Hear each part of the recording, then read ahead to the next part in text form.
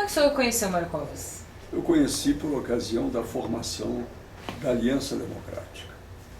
Nós, senadores, Marco Maciel, Guilherme Palmeira, José Sarney e eu, e um grupo de 32 deputados, formamos uma dissidência diante dos fatos inequívocos de que haveria uma grande reação à candidatura do Dr. Paulo Maluf. E tínhamos consciência de que isso terminaria em conflito social e com consequências muito graves. Isso foi em 1984? 84.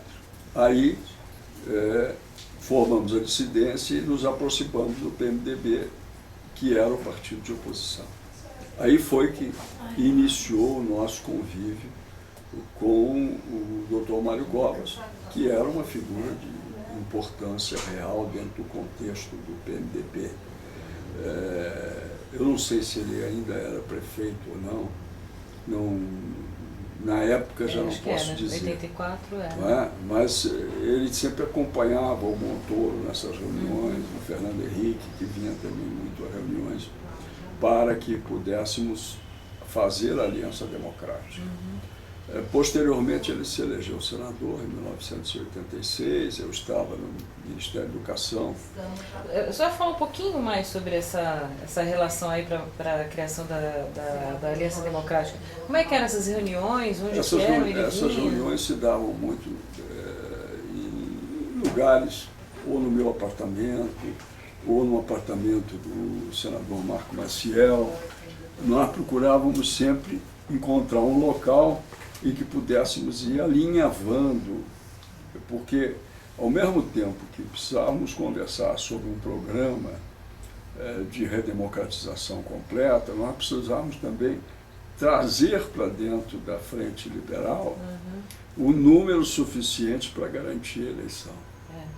Então, enquanto conversávamos, nós ao mesmo tempo procurávamos arrebanhar para o nosso lado integrantes do PDS. E acabamos formando um número que, somado ao do PMDB, dava a garantia da eleição no colégio eleitoral, que veio ocorrer com a chapa Tancredi Sarney. E o Mário Covas participou dessas reuniões? Participou, não com a intensidade que teve depois no desenvolvimento dos assuntos nacionais, porque tinha a figura do Montoro, que era o governador. Mas ele era uma pessoa que era sempre referência.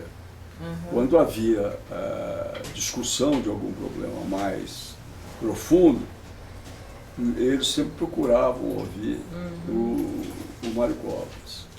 Então, foi aí que nasceu esse conhecimento que se tornou uma amizade. Mas o senhor, antes de ter essa aproximação, o senhor conhecia já a história do Mário Covas lá evidentemente, no acompanhava Congresso. como homem público, não é? Mas não tinha tido nenhum contato pessoal com ele. E não tinham também, naquela época, uma identidade, Não existia uma identidade política. Ideológica? Não existia. Apenas, eu acho que na vida pública, a gente sempre respeita aqueles que têm posição correta, digna, mesmo que discordem da sua. Eu acho que hoje, principalmente, onde estadistas são figuras raras, né?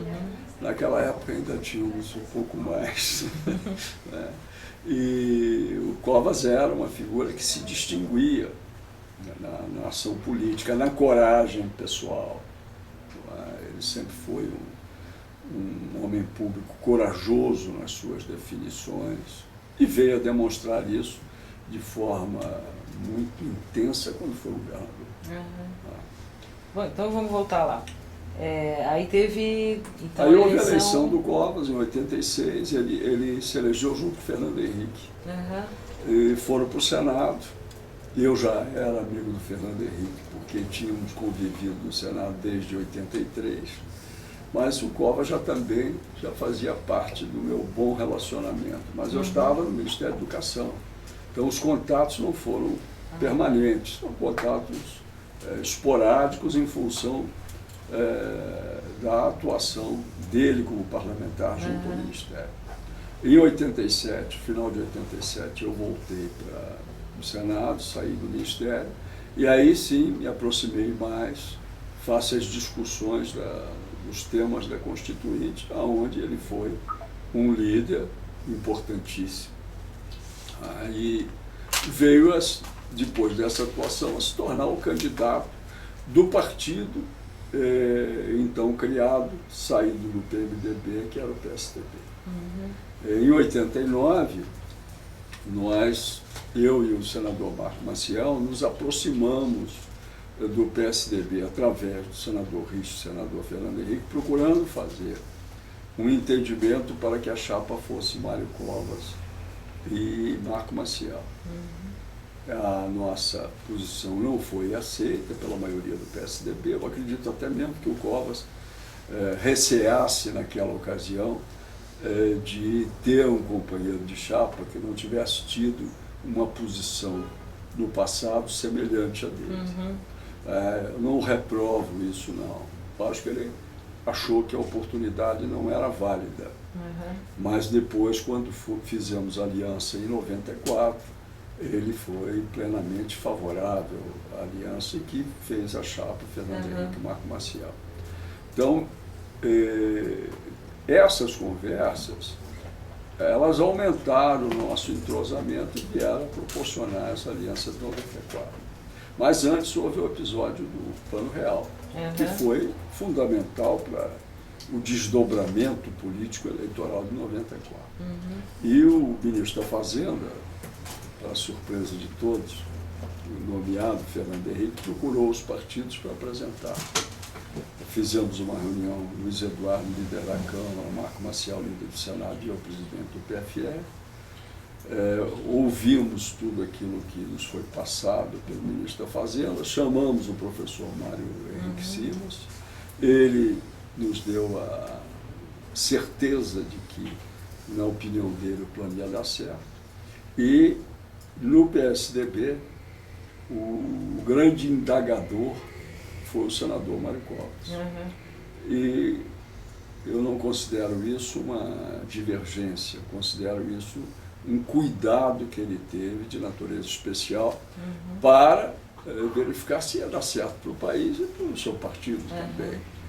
E nos desdobramentos ele foi se convencendo, muito ajudado por um amigo fraterno dele, que era o senador José Richa. Finalmente ele se tornou o líder na defesa e na aprovação das medidas congressuais, inclusive constitucionais, que precederam a colocação em prática do Plano Real. Depois disso eu acompanhei a sua carreira, governador, tive algumas vezes com ele, e ainda pouco antes de ele morrer. Vamos falar um pouquinho ali antes também, durante o governo Fernando Collor, a tentativa que o senhor intermediou de trazer o PSDB para o governo Collor. Na realidade, eu fui chamado em fevereiro de 92 pelo presidente Collor, depois de uma votação na Câmara dos Deputados, em que o governo teve um voto só, o voto do seu líder, que era o Humberto, que hoje é deputado federal, foi ministro do Tribunal de Contas, um mineiro. Humberto, não é Humberto Costa não, mas é Lucena. Humberto. Lucena? Não. Enfim, não é o fato primordial. Mas ele conversou comigo e tivemos uma conversa de 3 horas, em que ele me convidou para ajudar a formar um ministério pluripartidário, representativo, que pudesse retirar o governo da situação que se encontrava perante a opinião pública e restaurar a credibilidade, dar curso a uma ação que era a expectativa da sociedade brasileira. Eu demorei a aceitar a tarefa. E quando aceitei, me empenhei a fundo. E uma das coisas que me era muito grata era trazer o PSDB para essa formação da nova equipe governamental e do novo apoio. Então tratamos disso com o Tasso Gereissati, que era o presidente do PSDB, e eu tratei muito com o Fernando Henrique, com quem eu tinha uma amizade muito sólida, e os dois foram, junto ao Collor, os intérpretes das propostas que foram apresentadas pelo presidente da República de participação e de uma nova ação governamental. Na ocasião, o PSDB, pelo voto de desempate do presidente Mário Covas, acabou não aceitando a participação. Nem por isso a nossa ligação, a nossa amizade ficou abalada, porque era uma visão de natureza política que ele tinha e que acabou, com a denúncia do Pedro Collor, dando certo para o lado dele e errado para o nosso lado. Embora as intenções fossem absolutamente corretas no sentido de Brasil.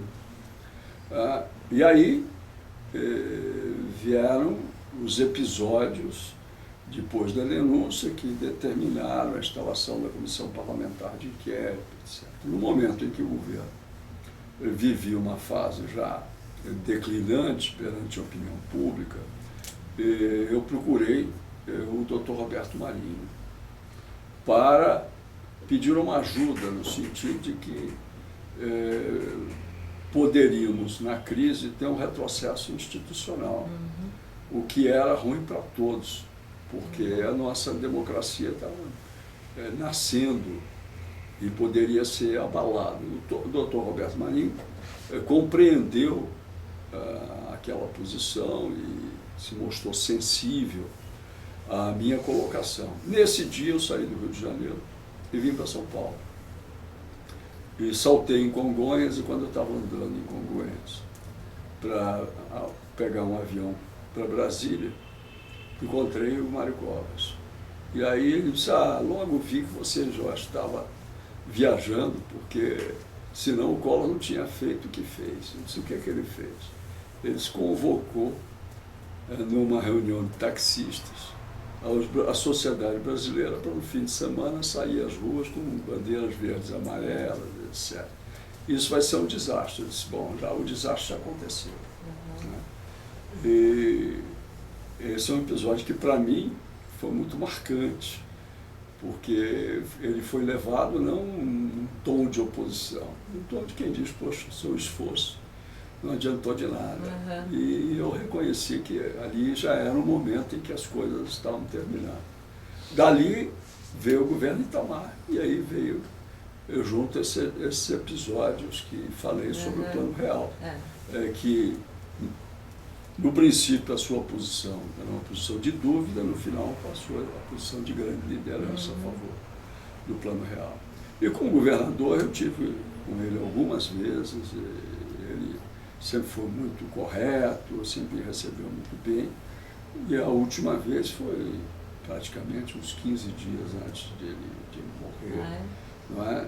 E que eu fui conversar com ele, fazer uma visita. Ele estava combalido, mas me recebeu muito bem. Depois eu só participei do enterro. Na época da Constituinte, que vocês dois estavam lá, o que o senhor lembra do Mário Covas? Ou de vocês de divergências ou de convergências? Não, havia divergências, sim, não é? O nosso posicionamento era liberal, portanto, nem sempre convergíamos, mas nos respeitávamos, o que era importante, e conversávamos, o que era mais importante. Eu acho que a Constituinte ela foi feita num momento errado para o Brasil, em relação ao mundo. Se tivesse sido feita depois da queda do Muro de Berlim, talvez nós tivéssemos uma Constituição muito mais aberta. Depois ficamos fazendo essas mudanças a partir de 95. Mas o pensamento dele era um pensamento mais estatista, não é? E o nosso pensamento era de um governo mais leve, mas isso não impedia a conciliação, os textos que pudéssemos fazer acordo. E foi um momento para ele importante, porque ele mostrou uma liderança muito forte. E para nós, né, a nossa expectativa ainda era, no futuro, a revisão constitucional, que acabou se frustrando.